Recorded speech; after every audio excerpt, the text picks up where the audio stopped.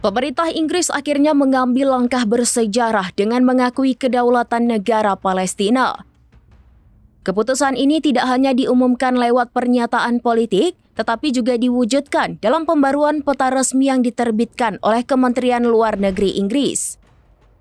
Dalam laman resminya, Kemlu Inggris menghapus istilah Occupied Palestinian Territories atau OPT atau wilayah Palestina yang diduduki yang selama puluhan tahun digunakan untuk menyebut tepi barat dan jalur Gaza.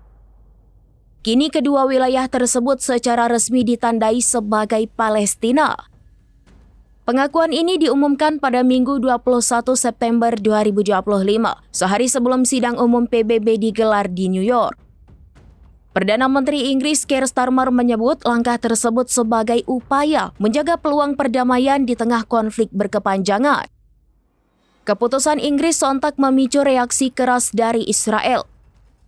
Pemerintah Israel menolak pengakuan itu dan menyebutnya sebagai langkah tidak masuk akal.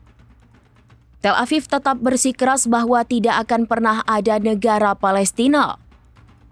Di sisi lain, dunia maya dipenuhi dengan beragam tanggapan. Banyak warganet yang mendukung keputusan Inggris dengan mengunggah peta historis Palestina sebelum wilayahnya dicaplok Israel.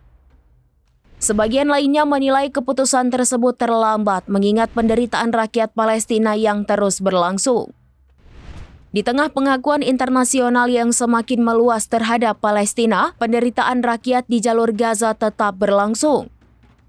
Sejak agresi militer Israel dimulai pada 7 Oktober 2023, lebih dari 65.000 orang tewas dan 150.000 lainnya luka-luka akibat bombardir tanpa henti.